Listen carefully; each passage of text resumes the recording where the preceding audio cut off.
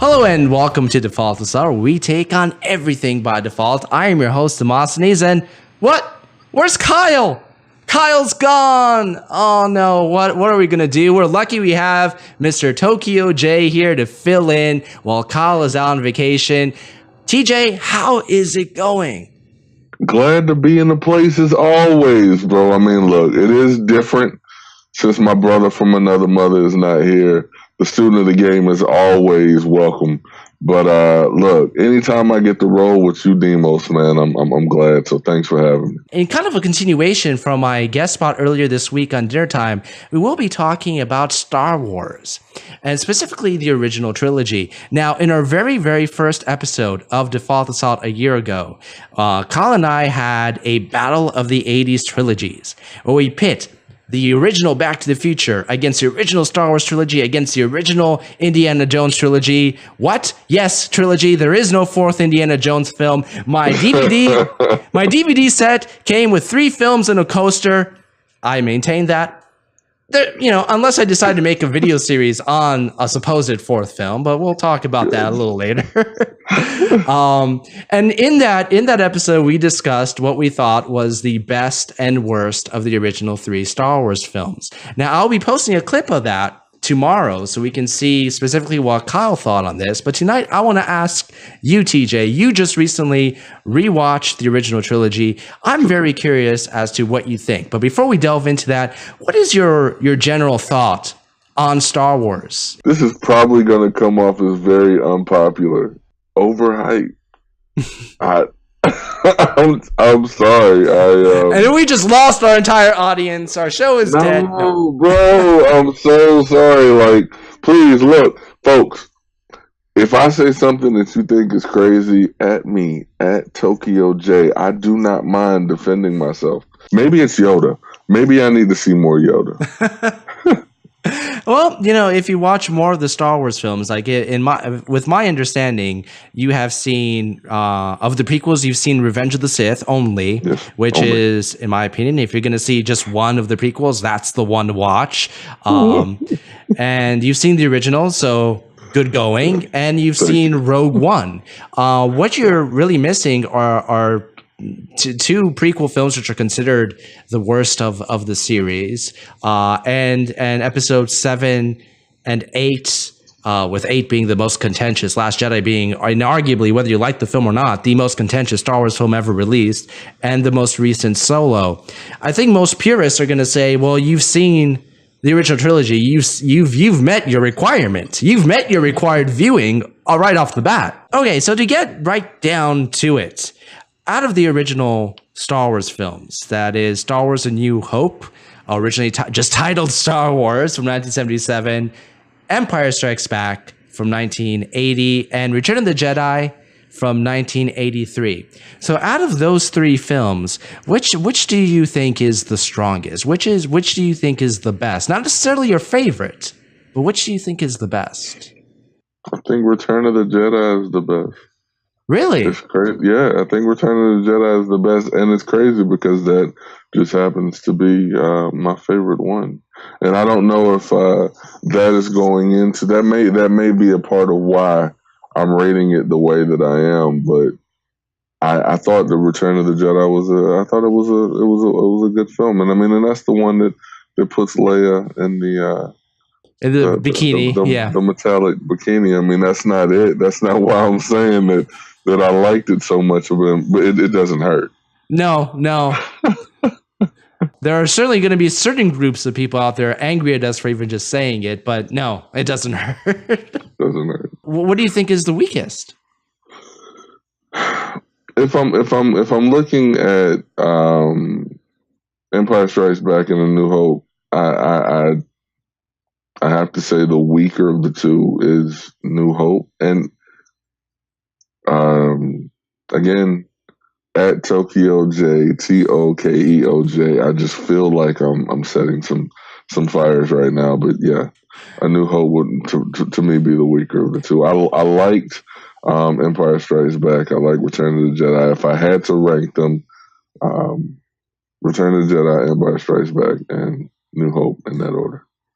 Well, we are going to have a bit of a debate because my favorite, and I know it's become kind of cliche nowadays to say that Empire Strikes Back is the best Star Wars film, but some cliches are real. I think it is the best of the films. I think it's the most compelling story wise, as far as the drama. It is very character driven, more so than many of the other Star Wars films. The drama and the battles all come down and fall solely on our heroes.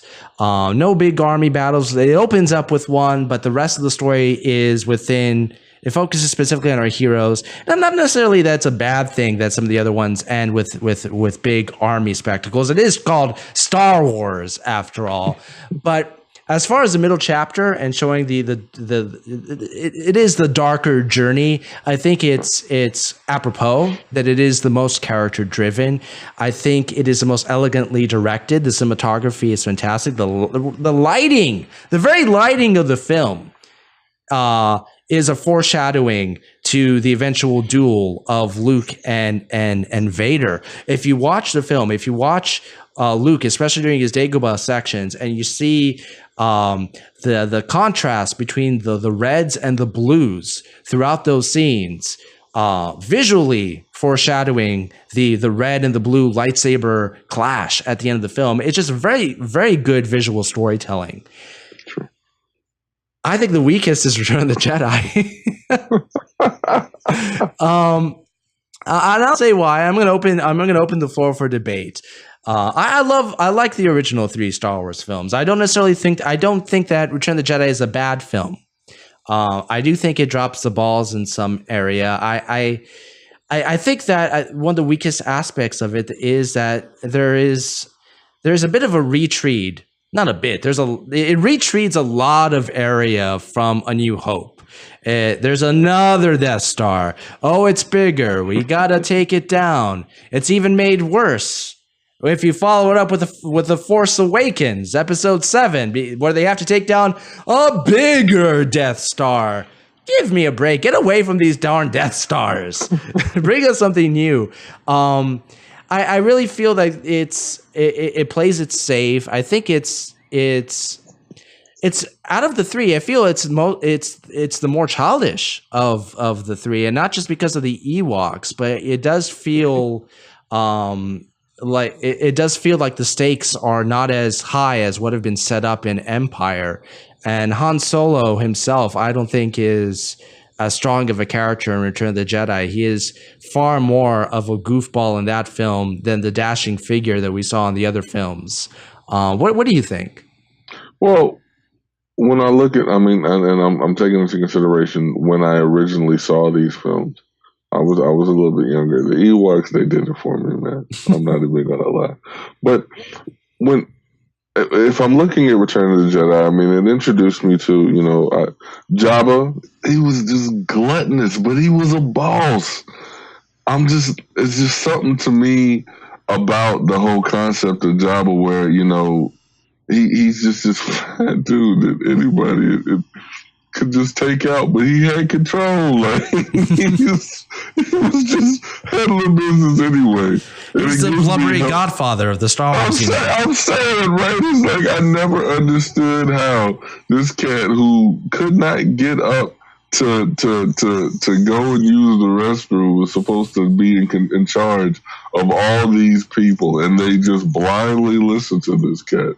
But that's just the respect that they had for him, man. Whenever you said Jabba the Hutt, you put respect on his name. So, that was a thing for me, man. And it brought closure. It brought some closure. Now, granted, obviously, as we continue to see more and more films come out, the whole concept of closure is different. But with regard to the concept of Luke and Darth and their storyline, it did kind of bring some closure there. So, I liked it.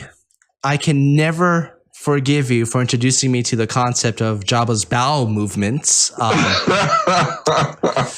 that's a thought that's going to stick with me for an uncomfortable amount of time.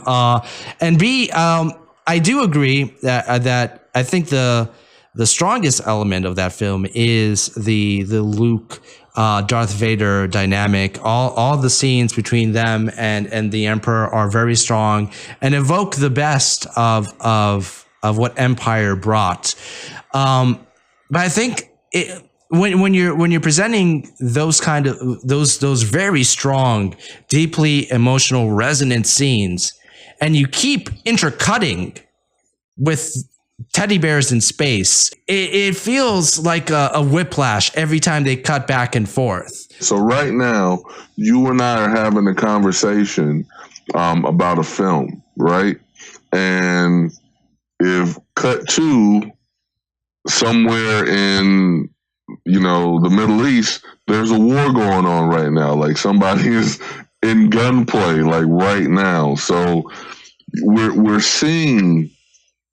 And maybe they didn't necessarily do the best job of it, but you and I talked about this on dinner time. This galaxy is vast. There's so much going on, and if there's only a way for us to show how big the galaxy is to show that there's this world that has these little Ewoks on it, and some of our heroes are here fighting and handling business, and then we've got these scenes with Luke and Darth that are so powerful and it's so serious. So you got this we say lighthearted, but I mean, anytime there's a conflict, it's only so lighthearted. Well, there's one dead Ewok.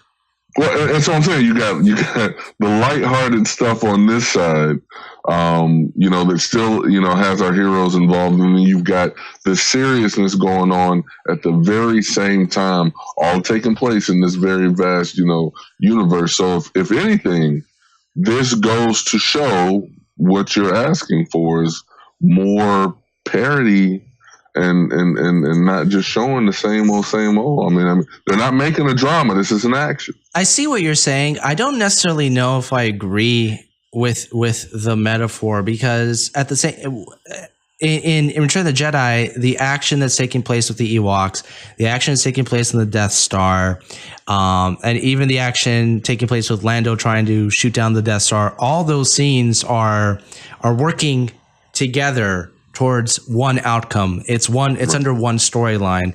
Right now, with us here talking about Star Wars and atrocities happening in the Middle East, those are completely separate. Yes, they really are. Yeah, it's they don't fall under the umbrella of the same storyline unless Default Assault has taken a crazy turn I'm not aware of. I'm telling you something that you didn't even know, bro. There's a bigger plan. If we're going to talk about action in the Middle East, we're going to talk about Indiana Jones. That's what There you go. He found the Ark of the Covenant. How come they haven't used it yet? It's like the one thing that can unite all the Abrahamic religions. Come on. Right. If you're going to look at world building when it comes to sci-fi or fantasy, that original Star Wars film did it in spades. It did it very, very well. Slowly introduced you to all these crazy concepts. The concept of the Force. If it just came off, if the film started with Jedi's, force pushing people around and swinging light swords, it wouldn't have been as powerful as what it built up and to be, and the setup of the mystery and the mysticism. I just think it handled it very, very well for its time. No, I think it did a great job. And what I'll say is, if we're sticking with the trend and saying, is it required? When you talk about world building, if anyone gets excited when talking about the Infinity Stones and everything that they've done to build what is the concept of what the Infinity Stones is and what it means to the Marvel Universe, I think that you should definitely give Star Wars a glance if you haven't already. And I know that there are people out there just like me that haven't really paid Star Wars that much attention, but going back and watching them now, and I'm watching them with the anticipation of seeing Solo some point in time this summer, they did a phenomenal job. I give Lucas all the credit because he created worlds, not just one singular world. So if you like the Marvel Cinematic Universe, I definitely think that you need to give Lucas a try, man, because when you're talking about how intricate the languages, the dress, how people interact and all that stuff, it's so awesome, man. So yeah. If we're going to introduce the concept of required viewing, I mean, there are few films as influential as the original Star Wars. Is it required viewing? There's no question about it. Empire Strikes Back, I once again agree. Required viewing. Return of the Jedi, if I were to judge it on its own, separate, I might be a little hesitant, but it is part of that complete original story of those three primary films. So by default, I would say it's required viewing. The original Star Wars trilogy, I don't think there's a question or even a debate. Even if you don't like Star Wars, I don't think you can argue against its influence in cinematic history. And to be honest, and I hate to say this, I think that one of the big reasons that Star Wars was as big as it was the John Williams score. John Williams' music in that series is beyond phenomenal. I have watched, and there are several videos online that present Star Wars scenes with generic. Hell, I've put up a video of Star Wars with generic music, and it loses its luster. Suddenly, it feels. I wouldn't say that it drops down to a scale of B grade sci-fi. It's not going to become Battle of the Stars or anything any Z grade movie like that. But it definitely loses its luster. It kind of goes back to the original episode, our very first episode, which inspired this episode of Back to the Future, Indiana Jones, first Star Wars. I think that Indiana Jones and Back to the Future, they both have incredible scores. All three of these trilogies have incredible scores. But I think that Raiders of the Lost Ark and the original Back to the Future, even if they were missing those iconic scores, would still stand up on their own as very, very strong films. The original Star Wars film is kind of clunky. The dialogue is clunky. Even Harrison Ford barely gets off with a good performance in that first film. I mean, look at some of his dialogue. What do you mean, sister? What's he carrying? What's so special? I mean, Alec Guinness and Peter Cushing are the true actors in that first film. Let's be honest. That's awesome. And I know I butchered the quotes there, but nevertheless, don't get cocky, kid. Yeah, right. I mean, and I'll give Harrison Ford, I'll give him some respect because he is able to get away with some of these lines where other people probably couldn't have. He has that. He brings a lot of himself into that role, and it's one of the reasons that he became. Listen. When it comes to Star Wars, one of the main reasons, besides the lightsabers, that people love those films is because of Harrison Ford. One of the reasons Force Awakens was so awaited was because it starred Han Solo. Yeah. Harrison Ford, I prefer him as Indiana Jones, but he is Star Wars. He's the most famous one. He's the human element of Star Wars. He's the most. I mean, I've had this conversation, and I say it. People, they don't pay me much sense, man. But of all the cats in Star Wars, and I'm not talking about James Earl Jones because all you get is his voice. But of all the people in Star Wars, he's the most famous cat. One of the most scary scenes in Empire Strikes Back was when Han ends up face to face with Darth Vader. A normal human being going up against this great pun intended force. He ends up getting tortured. He ends up getting his gun ripped out of his hand. That is fascinating shit. Yeah. That is like, how would you deal with Darth Vader? Now, you Tokyo J, you could probably stand up to him. I think. You're gonna bring. You're just. He's already set up for dinner time when Han meets him. I'm fighting dirty. I'm just gonna go ahead and put that out there. If I'm the one that's standing in front of Darth Vader, and Darth Vader is gonna be taller than me, He's got the force, so I'm already, feeling the pressure of standing toe to toe with this man.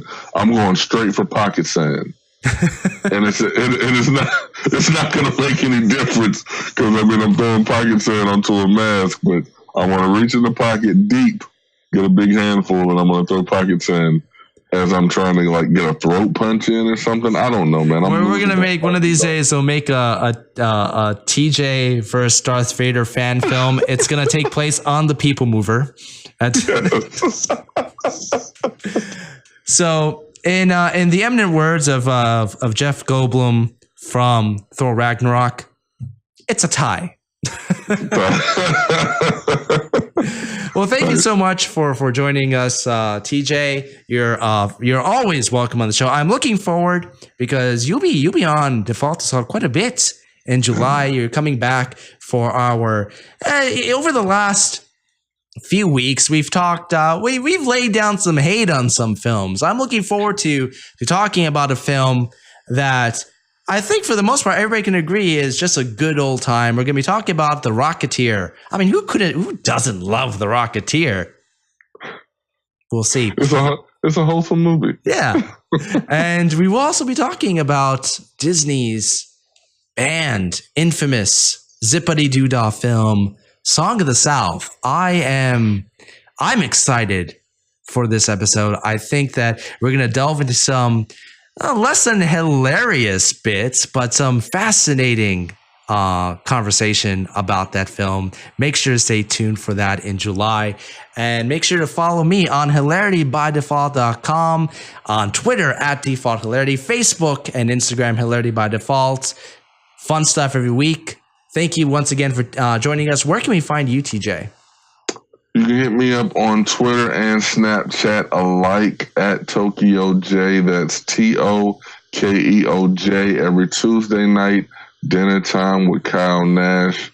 Can't wait to get this dude back. We'll be back in 2 weeks. Talking shiz every Thursday. This week, man, what does independence mean to you? Can't wait to get into it. Demos, thanks for having me on, brother. Always a pleasure. Make sure to tune in to Default Assault every Thursday, where life is hilarious by default.